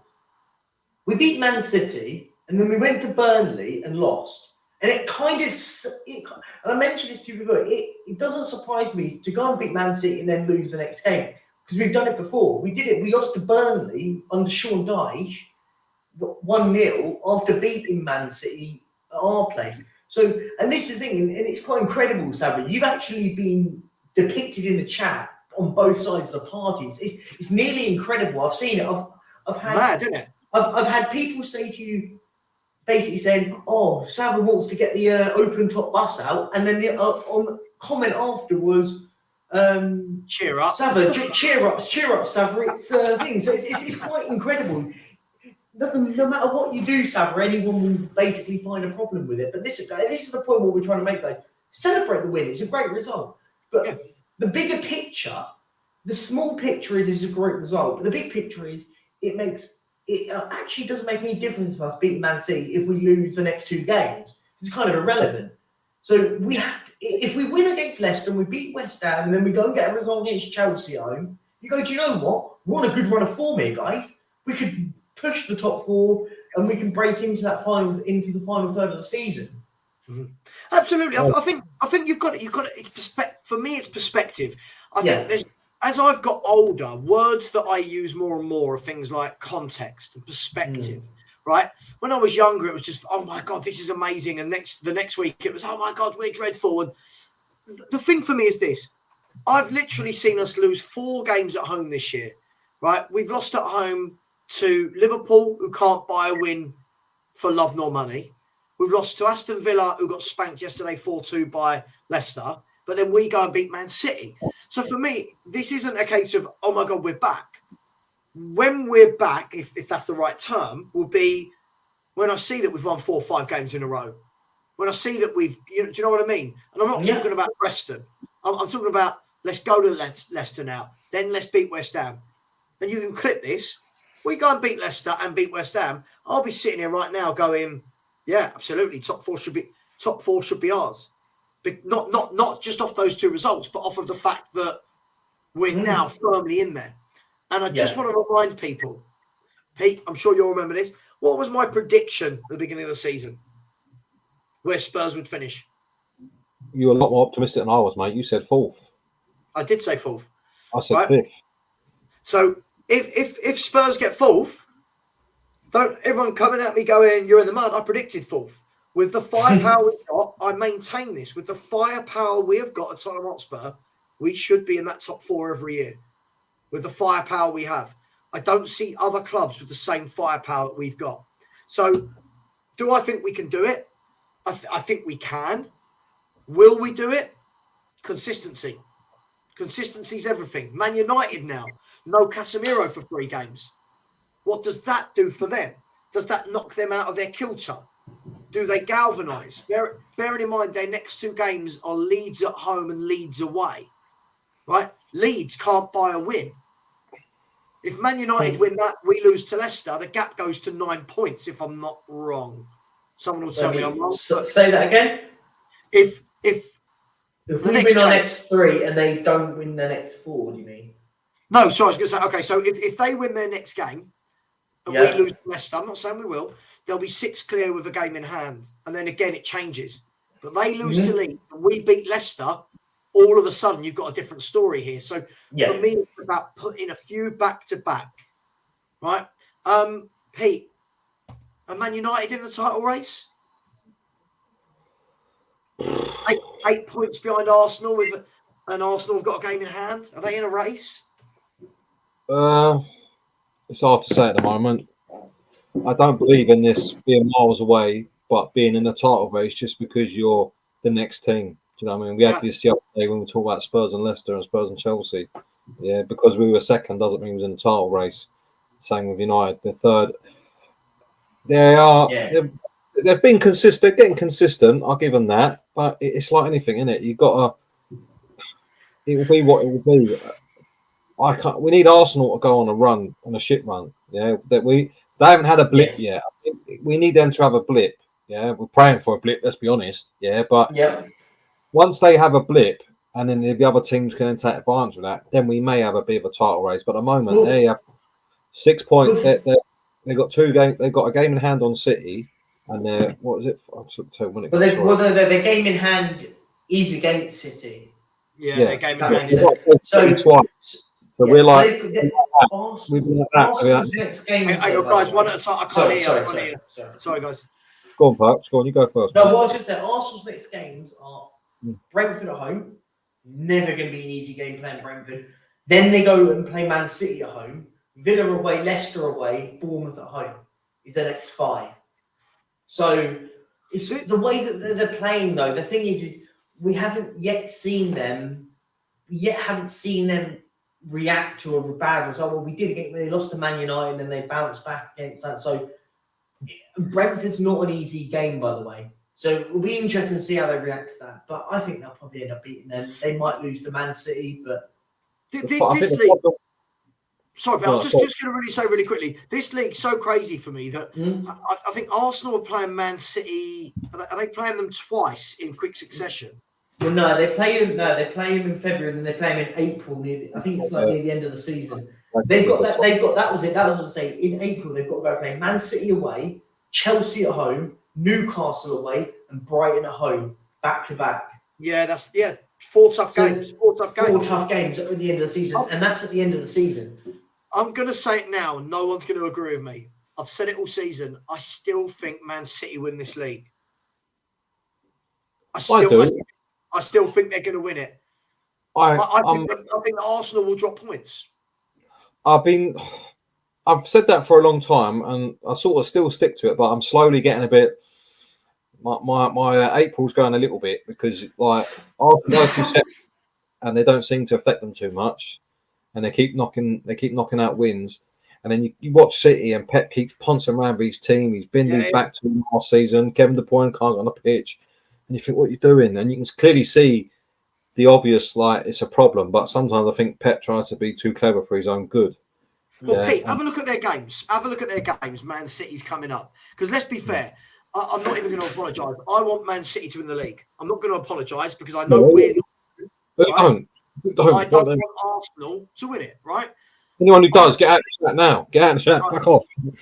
Man City's games coming up is Aston Villa at home. I can't see that they lose to Aston Villa at home after today's result.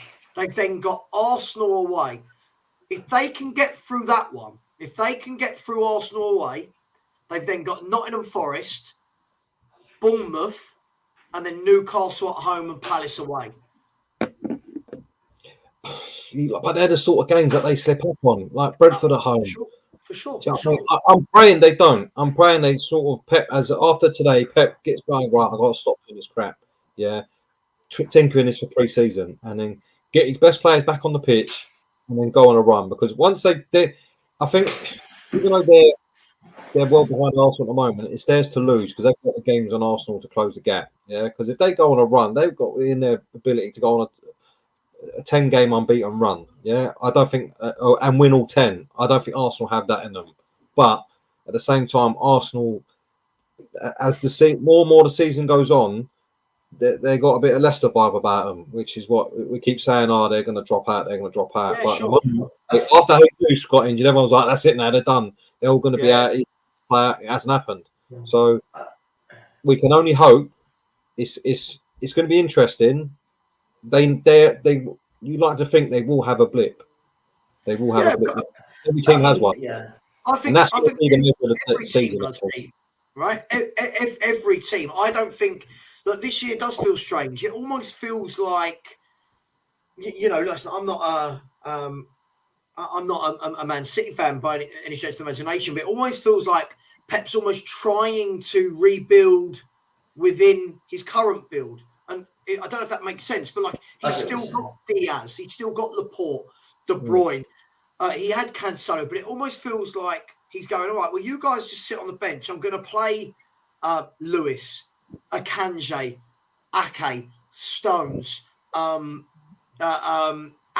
Do you know what I mean? It almost feels like he's come away from what has won the league for 4 of the last 5 years. So if he goes back to that, does that win? Is that what he wants to do? Does he care if he doesn't win the league? Let's be really, really honest.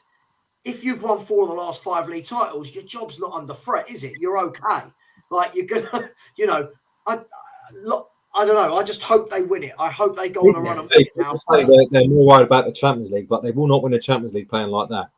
No, that's for I think. So he wants the Champions League sort it out a bit lively to win because let's be honest, he's not playing like that. So he better sort it out a bit lively if he does want that. And to be honest, they can win. They can win both. He's at the moment. It's like when you play Football Manager and you think, right, I'm going to try and do another team, and then it don't work. You think, right, bollocks to that. I've been there. I go back to my last save. And that's what he's doing. Yeah, but I think with the Arsenal City, who's going to win the league? I think it'll be telling on the 15th of February. I think that's a telling one when Man City go to the Emirates. If Man City go and get a convincing win there, I think that will knock the confidence out of Arsenal. Psychologically, that will not. They'll still be above on points, but psychologically, that will hit them. But if Arsenal get a result there against them at home, even if they draw, that's a psychological edge for Arsenal, and I think that will be the telling point. And I think I don't want them to win. Of course, I don't. I'm a Spurs fan. Wanting Arsenal to win the league would be fucking stupid. But I think it's all about the telling point. And I think that game will be crucial for Mikel Arteta and his team. If they can get past Man City, so they're still going to do it twice. Bear in mind, they've already lost him in the league, in the cup already this season. So they already know that Man City, in a way, have won over them. Yes, it's in the cup, and you could argue from Arsenal's point of view, it's irrelevant in the sense of the league. But psychologically, they know that they've already beaten them this season. So I think it's a weird one. As I said, the 15th, ironically, the day after we've played in Milan, that could be the most important game of the season because then it's all about how do you bounce on from there. Regardless, win, lose or draw for Arsenal, it's all about how you react to that.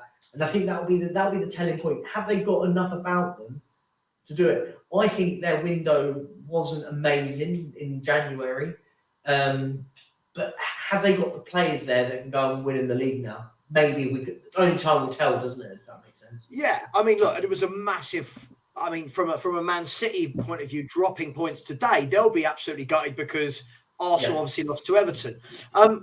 Bringing it back to Spurs, Pete. Ken 11 has asked this. Big up Ken 11 has said. And by the way, just everyone in the chat, please, can we not talk about other channels, other YouTubers? Please, we don't need that. We're just here to talk football. All right. Ken 11 has said. Question for the panel. Do you think Royal could do a job at right centre-back against Leicester instead of Davinson?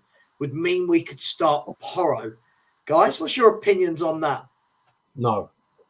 No. Yeah, you basically you're starting to put square pegs in round holes. Yeah, as much as I don't rate Sanchez, let's be honest, it's not as if we're talking like Kyle Walker here who can play that position and done it well. This is Emerson Royal, just had one good game at right back. Yeah, as much as I don't like Sanchez, you've got to play defenders in defence positions. Yeah, you play the players where they play. Don't start doing all that because then I think you're just on a hide into nothing, and it will do no one any favours. Because let's be honest, if Royal is now, he's had a great game at right wing back. right today, yeah. Right, next week we're playing right centre back. Okay, what was the point? We have a good game there then, because I want to play him, and not only that, and he gets torn a new one or completely cocks up. Any confidence he has got built up from today is going to get destroyed. So Yeah. either play him or don't play him. Yeah, there's plenty of time to play both. You've got 5 subs. I mean, Porro, let's be honest, he might come on and run his nuts off and then get tired because he's not used to the Premier League. Then you bring Emerson Royal on. You know, because you play Royal and then you want fresh, especially at fullback in Conte's system, you want fresh legs on the bench at wing back. So for me, it's a no. I think, you're absolutely spot on. Sorry, I was just going to jump in there and say, now, you're spot on in what you say there, but my main thing is what have we got at the moment that we haven't had really for the majority of the season? A fully fit squad. Why would we play at wing back, at centre back, when we've got a fully fit squad? And I think that's the key part there. It's not like we've got massive injuries at centre half, have we? Yeah, I think that the funny thing about all of this is we're talking about a bloke that has had a good game today. It's a good game, but all of a sudden now we want to start pigeonholing him into being a right-sided centre back. Would I trust him knowing to track the runs of centre forwards? Not for me. I'll be honest. I'm not the biggest Emerson fan. I think I'm man enough to say, he had a good game today, but I don't now want to start championing seeing the guy play week in, week out. No, not for me at all, I'm afraid. And look, it comes back to this. Where do we want to be as a club? Right? We've got fans that want to celebrate players like Emerson Royal, but let's be fair, Emerson Royals don't get into those clubs that win trophies year in, year out. And that's the difference. If we want to get happy because a player has a few good games versus players that do it week in, week out, where do we want to be? Yeah, I've said this for years. This is a problem, and we've seen this before. Unfortunately, Emerson has set the bar so low for himself of how he played for most of the season. Is that when we have games like this, people are talking about like he's crossed the line, and now he's all of a sudden he's turned into this world beater. It was the same with Sessegnon. I remember the game after Liverpool. He pocketed Salah. Oh, God, yeah. Crap. Yeah, and hang on a minute. He had a decent game, but his bar is so low that just not getting roasted once, but actually got torn inside out. But to not get beaten and lead to a goal once doesn't mean you all of a sudden you're thinking that he's an ex-Maldini. It's the same all across the game. Yeah, only someone's got to have one good game. Yeah, and let's be honest, our players have set a very, very low bar. You look at the defenders, same with Dyer and Davis, they set a low bar. They had a decent end to the season. All of a sudden, because they've gone over that bar, they must be good. Well, hang on a minute, look at where they come from. Yeah. It all goes back to the same word, is context. Yeah. Look at them as a whole, not in isolation. Yeah. And then you have your own questions. Yeah, no, exactly. And the thing is as I said, would Emerson Royal get into any of the top 6 sides? No. So then I think that kind of sums it up. Let's be honest. So we're not talking about a player that's been out of form. We're talking about a player that hasn't been very good. Has had a good game. Listen, we can all sit there. We can praise him having a good game. But why would? Sorry, I had to see that comment. Sorry, Perchy. This is just quickly, Perchy. If I could just jump in here, if it's all right. First of all, please keep liking. We're at 136 likes. Let's get that to 150. On the subscribers, we are now 13 away from 3,200. If 13 of you could just jump over and quickly smash the like. Please press the subscribe button. That would be much appreciated. Putting a lot of effort and time, and it would be appreciated. Spurs way, you've got to be trolling with this. This is the problem. This is the problem. I want to celebrate and be happy about a win versus Man City, but it brings out the I don't know the word. It brings out the overzealousness, if that is a word. I don't know if overzealousness is a word, but I'm using it. It brings out that side of people where all of a sudden it's how far away from competing are we? Last week, people were telling me that we couldn't beat Aston Villa because Conte didn't have the players. Now we beat Man City and apparently just 2 centre-backs and we win a title. Look, for me, I think, what are you asking? How far are we off from competing for a league? For a league, I think, you need 3 or 4 top centre-backs. I think you need to have competition in every area. I think we need a different type of midfielder, if I'm honest. And I want this to link on, guys, I want to talk about Bentancur.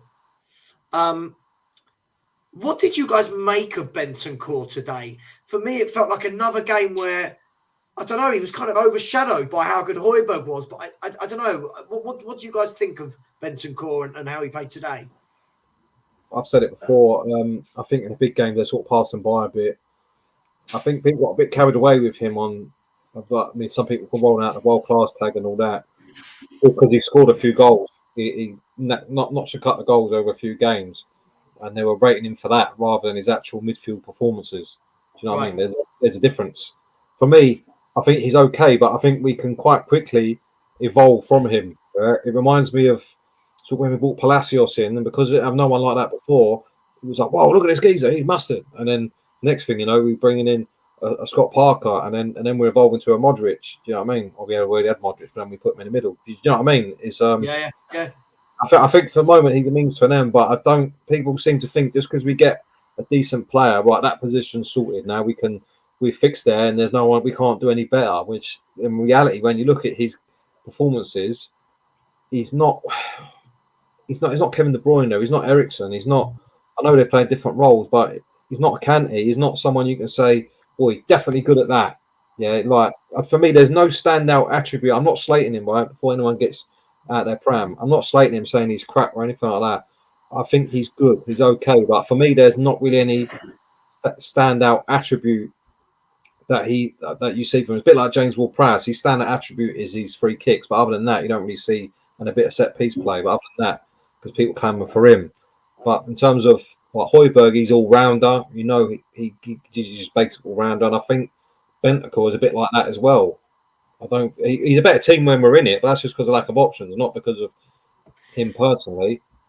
Yeah, it's an interesting one, isn't it, Perchy? Because again, you have to be really careful as a YouTuber, because if you say I like a player, I just don't think they're amazing, you get slated because apparently that's the same as you calling them shit. I like Bentancur. For me, there are way too many games though when I don't notice him. Today, I won't really go. I'm not saying I didn't notice him, because today was very much sit in and counter attack via the wings, which we did. But I just feel that I feel like he's another one that's over-egged a little bit in terms of, you know, the same way that people want to give Kulusevski a Ballon d'Or right now. You know, it's those, you know, good players, but I still feel like we need better than Bentancur to go and win a title, if I'm honest. He jumps in. And what I will say is, I think once he got that early yellow card, and I think that sort of messed him up a bit, because I didn't think he wanted to get too involved too much in case he got sent off. It looked like as soon as he got that, you never heard of him really again. Yeah, that's fair. I think Bentancur said, I don't mind him. I think he's a good player. I think he's not incredible. He's not that dominant midfielder you have in your team. I think he's a good player. I think he would benefit with better players around him. I think that's crucial. I think he would do better with better players and a better player next to him. It's a bit harsh to say, but I don't think Højbjerg's that great. But I thought he was great today. But I think I've seen Bentancur. I feel like I've seen better in a 3, because I feel like he's more restricted in a 2 because of the way that we have to play in a 2 in midfield. So I feel like when I always found like when Basuma's in there in a 3 with him, whatever the 3 is within there, I find him more progressive in his play. Does that kind of make sense? Because you've got one that sits in and it's an extra man that sits in. I feel like when it's a 2, he has to do a bit more of the doggy work, if that makes sense. Yeah, absolutely. Listen, I think both Højbjerg and Bentancur would be brilliant if you had 4 midfield options. You know, like if you were looking at Man United's options, for example, where you've got very different players in Casemiro, Eriksen, Bruno Fernandes, Fred. You know, they all do something very, very different, and I like the blend. For me, I'd love Bentancur and Højbjerg to be 2 of 4, but the other 2, someone who can get on the ball and dictate and pass, and the other one who goes and joins in and gets goals. You know, I think we need to calm down a bit. I think Spurs, where I feel like you're getting just a tiny bit, just a tiny bit carried away, my man. Like we've beaten Man City, and all of a sudden you're talking about we're going to challenge for a title next year. Let's see. We're a football club. He's got to be in wind up, isn't he? He's got to be in a wind up. We're a football club. We're a football club that at the moment, Spurs way, we don't know who our manager is next season. Yeah. So I think before we have any conversations about title challenges, I'd like the conversation of who's at the helm, who's steering the ship next year. If it's Conte, and again, the ifs on this are going to be massive. If it's Conte, if they back him, cool. But let's be really, really honest. Whoever's at the, whoever's steering the ship in the summer onwards is a huge job to do. The number of players that need to go out, new players that need to come in, Kane's contract to get sorted out. There's a lot to go on at this club at the moment. So, I just want to keep my feet on the ground. I don't really want to start talking about if we buy 2 centre-backs, we're going to win the league. I just think it's madness. I think we're way off. I honestly think we're way off the league. I think we beat Man City and all of a sudden, but we beat Man City at home every season. But we haven't looked like we're going to win the league for a while. Does that make sense? So I don't get where this sort of notion comes from. As I said, we beat Man City at home every season. Well, for every Man City win, there's a Villa loss at home. Yeah, you know yeah, right. Exactly. We've lost 4 at home. We've lost 4 home games.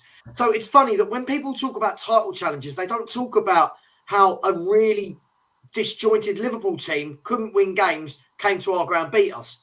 A Villa team came and beat us. Yeah, comfortably. Newcastle came and beat us. Most teams get a draw with them. Came and beat us. Not Man United. Arsenal didn't even have to get out of second gear. Beat us. But you win 1 game, and I think. Let's be honest. It weren't too long ago. We were a team that would go in at least 1-0 down for 10 games in a row. Right. You don't know what that to win in the league. Yeah, is either on a wind up or he's been on assault. That's all I can say. Or he's just a young kid on. But that's the thing. I think it wasn't long ago when we were all sort of sitting there going, "This team's horrendous." Blah blah blah. Like the manager's going to walk out. But all of a sudden, because we've won a couple of games, we're going to go and win the league next season. I don't know how these people wake up every morning like that. It's never in there. Perchy, it's never in there. It's here or here. It's here or here. No one wins a league. No one's even close to winning a league if their team can go 1-0 or 2-0 down 13 games in a row. You're not there mentally, ability-wise. You're not there. So, look, I'll say what I've always said. We've got nowhere near winning the league. No. I mean, look, let's be really honest. Okay, so let's have a look at the league table right now, right? Even when you look at it now, we're 11 points behind Arsenal, 11, and they've got 2 games in hand, right? And I don't even think Arsenal will win the league, and I don't think Arsenal will be up there next year, by the way. I don't think this is going to be a long-term thing for Arsenal, but that's just me. I think some of the big boys will inevitably rise. Cream rises. Look, I'm not trying to poo-poo it. I'm not trying to say don't enjoy a win against Man City, but just enjoy the win against City. Don't start coming out and going, we're going to go away. Just enjoy this win, enjoy it a day, and then next week, look at next week, because it could be completely different. We've been here before. Do you know what I mean? And I was going to say, I think it's the first. No, we did do it earlier in the season. No, it's only the second time this season, by the way, that we've kept back-to-back clean sheets in the league, and that kind of sort of says it all, really. I mean, we hardly ever keep clean sheets. So we kept clean sheets when we went to Brighton away and then played Everton at home early on in the season. So back in October. So that's kind of the point here, isn't it? Let's be honest. Until we can start keeping more clean sheets, in a similar sense to how Newcastle do it, by the way, that's a great example because Newcastle consistently they very rarely concede goals. So they can go and win 1-0 here and there or draw 0-0. Do you see what I mean? And that's the thing. But people need to just calm down, enjoy the game. This is the problem. They get so excited just over one game. You know what I mean? I reckon once a lot seen their first pair of tits, then things will change. I'm not saying people shouldn't get excited over a game. Get excited. Get excited about today's game. But it's when the narrative starts getting thrown in there of, like, I'm getting shit in a WhatsApp group right now, and you boys are in it, so I won't mention any names, about it. But because I think Emerson Royal, I said he was brilliant defensively today. I didn't think he did a lot offensively. I never do. I don't think he's got that in his game. Now I'm being told I can't be happy. It's not that I can't be happy. We won, but I still use my eyes. It's like saying, oh, Romero got sent off. Oh, be happy. Well, that's a fact. It's a fact. He got sent off. It's not everything has to be all encompassing, does it? Not everything has to be like more than one thing can be true at once. Guys, did you see before the game there was I want to say a protest. I want to say there was some banners, some people out there singing. What did you make of that? Right time to do it? Right thing to do? I mean, with the protests, I'll always back the guys doing the protest. That's their choice of expression. Always, I'm got nothing on that. Is it the right thing to do? I mean, the problem is for me, the only way it ever becomes any sort of a thing is when it happens with numbers. It's the only way. As I said, there was meant to be the walkout in the 22nd minute, which I don't think happened, or if it did happen, it was such a minuscule amount of people. For a stadium that size, you would need at least 50% to happen for it to actually create a talking point. From the point is I've got nothing against the sort of walkout sort of thing. I said the idea is fine, but it only works if the majority do it. If 500 people do it in a 60,000 seater stadium, you can't even notice it. Right. Do you see what I mean? So, and that's the point is even with the protesters, that I've got all for protesting. I want the change of ownership as much as the next person, but the only way it works is if there's volume in numbers. And the problem is however much I will sit here and criticize owners, it necessarily won't work on a match day because unfortunately fans won't do it. However much we live in a reality where unfortunately it won't happen. Fans, especially, and bear in mind, Harry Kane had just scored just before the 22nd minute, right? Was it after that? I can't remember. I think wasn't it like the 7th? I can't even remember. Let me have a look. There you go. I'm just getting out now. Yeah, he scored the 15th minute. Right. So my point being is the 22nd minute walkout was never going to happen after Harry Kane just scored his record-breaking goal. Let's be frank and honest. And I have no issues with no one walking out at that point. But my point being is the walkout situation only works, as I said, if you collectively do it, no matter what happens on the pitch, you do it. But let's be frank and honest. If you're telling somebody to walk out of a stadium just after 5 minutes after we've just gone and scored a goal against the best team in the country, I can understand why people didn't. Does that make sense?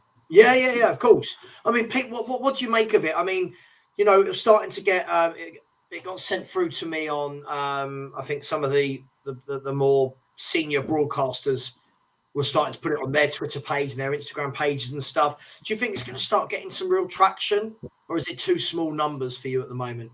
No, I agree, Perchy. I think, listen, I've got all respect for people who feel need to go out and protest and want to do it. Fair play to them, but I also think there's a time to do it.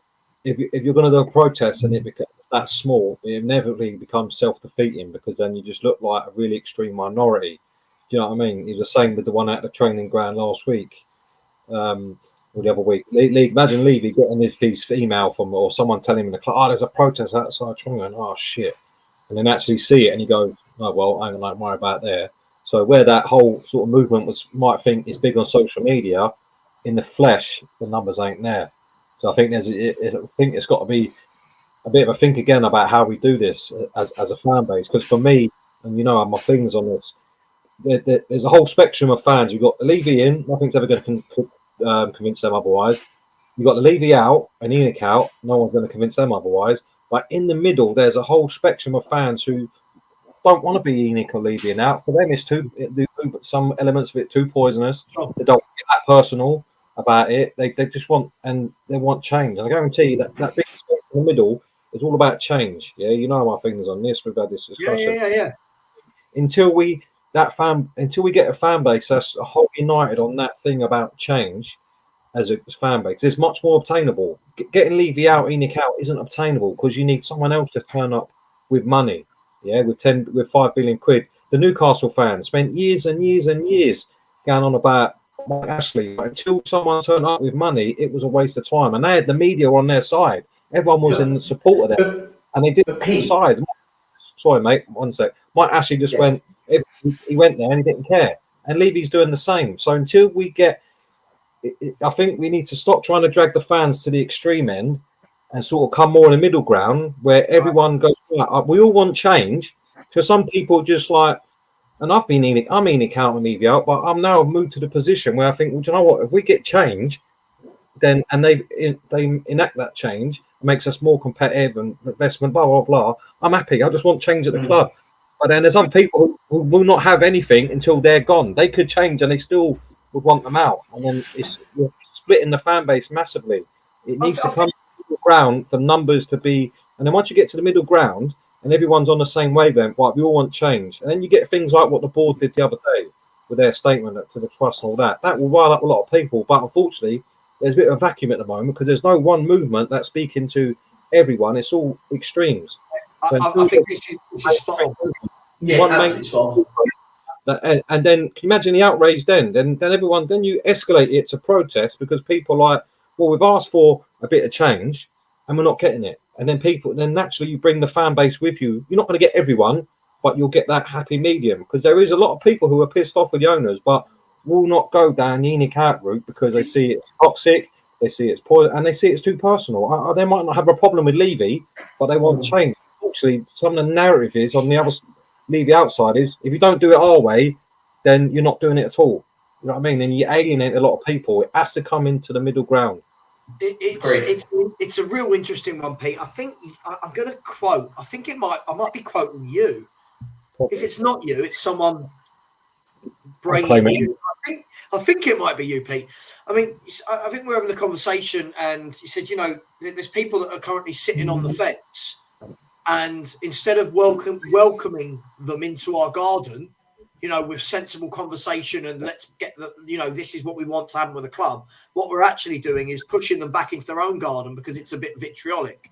Now, it's difficult. I'm someone that's wanted change, if you wanted ENIC and Levy out for the last 17 years or so. But I'm also somebody that realizes that we're now, it's only starting noise now, like in the mainstream, I suppose, even then it's small, now that they've got the cash cow, now that they've built the money spinner, right? Now that they've got everything in place.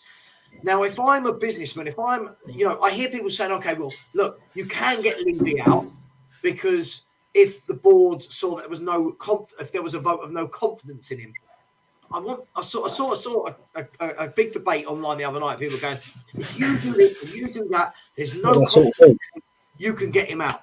Now, here's my point. Here's my point to this. The reason why it has to be Levy and ENIC out or not at all, right, is because of this simple fact. From Richard Savva's opinion, right, my opinion. Daniel Levy was hired by Joe Lewis to do a job, right? And I would say, not football, not me. I would say from a business perspective and what he was asked to do, what his remit was, what his brief was in 22 years at Tottenham, I would say that when he goes into his manager's office and has an appraisal, so to speak, that his manager is absolutely overwhelmed with everything that he's been asked to do. Daniel, I set you out to, I gave you 22 million for a project and I told you to give me my money back. Not only did you get me my money back, you got me from 22 million to 3, 4, 5 billion, right? So all these people saying, well, we can get Levy out. He's just an employee. No. Levy has done everything and more that Daniel Lewis wants. Would that be fair, guys, to say that? It goes deeper than that. Levy owns 30% of ENIC, so he can't just get fired. Yeah, I agree. I'm saying I agree with what you're saying, but I'm saying it goes even deeper than that. There's no board. It's not like We're not share. There's no load of shareholders that can force him out. These are the controlled staking in the club. Yeah, what they say in the club is the end of. And Levy owns. If ENIC own the club, Levy owns 30% of ENIC's, and you say as a standard, then Levy owns 30% of Spurs. Yeah, so you don't just get rid of him. Yeah, it's not going to happen like that. And all the and let's be honest, at the moment the protests are not enough to fill up his ensuite and his gaff. Yeah, so that's what I'm saying. We've got to go back to the drawing board on it and go, instead of trying to drag the majority to the minority position, we need to get more everyone people in the middle. There's a big middle ground there. There is a vacuum there at the moment because people, it's a bit like politics at the moment. There's a lot of people that are politically homeless, don't know where to go. It's the same with people at the club. I want change, but I don't want to go in and out because I'm all right. I'm happy. I appreciate what they've done so far. We're not all like that, and they're happy for that. But I just want a bit of change, and change I think you'll find is a common denominator that everyone wants. But there's too many people with different way of how we get it. So, but just going into that middle ground and going, right, someone or some movement take that middle space up and go, right, we want change. Yeah, that's all we're asking for is change. We start off with change. Then that's reasonable, yeah, and then that's a massive movement. Get people on side. It's not about Levy and ENIC. It's not personal. It's not all the other stuff we hear coming from that side. It is all where it needs to be. Is everyone will be on board. Yeah, we want change. That's the message. Is just change. You stay, you change, or if you have to go for change, so be it. But as long as there's change, then from there you can then ratchet up, because we're asking for more change. More people get more annoyed as a whole group, rather than just going straight for basically the end point, which is getting them out, because it is not going to happen. Someone said Levy could be forced out. He's forcing him out. We're going to drag him out the boardroom window. Exactly. He's doing the job he's been assigned to. This is what people don't get. This is what Savva alluded to earlier. Daniel Levy, however much put me as a fan, as we said, a fan aside, he's doing the job that he is being assigned to do, and it's to make money. This is what he said. They said it at the beginning. When he came in, he hasn't lied. He's here to make money, and that's what they're doing. And now as I said, they've got a stadium that prints £1 million every time it's being used, and so how would that get? The only way it works is they sell up to somebody that has stupid amounts of money that buys the football club. Is realistically the only way they go. And even for that, Perchy. Sorry. Who's voting? Who's voting him out? I don't get. They've watched so many films. There's not enough shareholders there. Big shareholders. There's a small minority group, but they don't have controlling interest. Their votes are not worth nothing. Yeah, compared to. But also, they're not going to vote him out because he's doing the job that he's been assigned to do. This is the problem. These board members they're not football fans. These board members are not football fans sitting in there going, well, we finished 5th this season and we finished 6th that season before. You're not doing a good job. No, they're looking at that bottom dollar, and all those zeros at the bottom of that sheet is exactly the reason why he's at the football club. People think that they don't care about that side of the football because they're making a lot of money. They built a stadium that prints £1 million every time you use it. I think this comes down to the good old fashioned for me is, what do we expect their job is versus what their actual job is, right? This is the thing for us as fans. Look, I hate them. I don't want them here from a footballing perspective, but I'm also old and ugly enough that I can take that hat off and go, well, hang on. Daniel Levy said it to us in his first statement about buying the club. Hey, this isn't, what did he say? This isn't emotional. This is football. Football is where money is, or football is where the finance is, whatever he said, right? This is what he said. They've done what they said they were going to do. For me, the only way this guy goes, and by this guy, I mean all of them, Lenik, if you want to call them that, to quote Bob Spur, the only way you get rid of Lenik is if somebody comes in with a massive bid, yeah? And even then, they've got to want to sell, right? They've got to want to sell. Because it's like, if I love my house, right? I'm just going to make up. If my house was worth 1 million, it's not. I do not live in a £1 million house, right? If my house was worth £1 million, but I loved living in, for me to move, right? My house is valued now at £1 million, right? But for me to move, if I'm happy, someone goes, there's £1 million. I go, no, I'm happy. Right, what will it take for you to leave then? Well, at least 1.5, right? That can be the same for ENIC and Levy. They might value the club at 4 billion. I'm just plucking a number. If that number is 4 billion, but somebody comes along and says, we will give you 5 billion, then they go, oh, hang on. I'm now going to weigh up that extra billion versus how long would it take me to stay here owning this to make that billion in profit? Yeah, it's good for us to sell. But this whole thing of, I just can't stand that the whole fan base now, every conversation seems to be ENIC out, Levy out, ENIC out, Levy out. And it's even making me as an ENIC out fan think, surely there's more to support in the football club than this one conversation, isn't there? Well, let's be honest. Look at the bigger channels, the Spurs fans, yeah? The last one on Spurs, the Chris Cannons, have got massive subscribers, massive views, yeah? They are sitting in the middle ground, yeah? So they obviously speak to the majority of the fan base because that's who watch them, yeah? They get the numbers, they get the... So that's where the fan base sits. So see where the fan base sits, and then you need to get to their position and then go from there. But same as if you're a shareholder at Spurs at the moment, when ENIC first took over, you're loving it. We love them. If you're a shareholder before they took over, weren't worth a carrot, yeah? Because no one's bought any more shares since. It's the ones that were there at the time because they only had to buy 85% to take charge of the club. So that 15% of shareholders, they love ENIC, because they're like the club's 200 million, whatever it is, 20 million. It's like 200% value. Their shares have gone up in that value as well. So they ain't getting rid. They don't want him out. That's why you never hear any other shareholder coming out crying about our performance on the pitch. Yeah, they're making money. Exactly. Every single year. Loving it. They're loving it. There is no mechanism for getting these out other than someone buying the club, and they've still got to want to sell. So that's what I'm saying. So keep fighting the Levy out cause, and people say, oh, he might get tired of the abuse. He won't. He just won't go to games, and he'll just sit at home. Yeah. It's going to happen like that. You've got to be realistic. This is why Tom Markinen, big up to yourself. Thank you for the super chat. He's saying to be successful, protests and needs many on the same page. And I think this is the problem, Tom. I think this is it. Is that I think a lot of people need to realign what is it that they want, right? And like Pete started this conversation by saying, there are people that don't want to be actively ENIC out, Levy out, ENIC out, Levy out. And the thing is, the more people try and drag them across to that, this is what I've learned in the last 4 or 5 years, is you actually push people away. It doesn't make people come around to my way of thinking.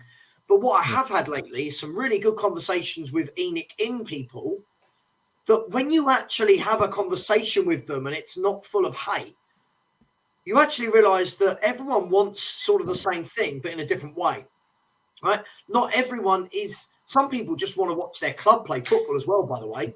Don't forget, not everyone's, I'm not saying that everyone's passionate, but not everyone's as passionate as maybe people that go on YouTube every single day and make videos about Spurs, or people in the comments who come in and watch every day. Some people are, oh, my club's playing this weekend, right? I'll go to the game, whatever. They don't want to protest. So I do feel this is a conversation that it will rumble on, guys. It will rumble on all the while ENIC and Levy are here. But as of yet, boys, I don't know about you, I have not heard a single suggestion from anyone where I go, yeah, that'll work. That's where I'm not being horrible. There is nothing you can do to do it. That's the problem. Yeah, they own the club. That is end of. Yeah, look at Newcastle fans. 10 years of solid protesting with all the media behind them, all the pundits, all the journos, and it's actually took more than Levy's taken. I guarantee you that. Yeah, and he just went. Until someone turned up. Money talks. Yeah, all the emotion in the world ain't going to change that fact.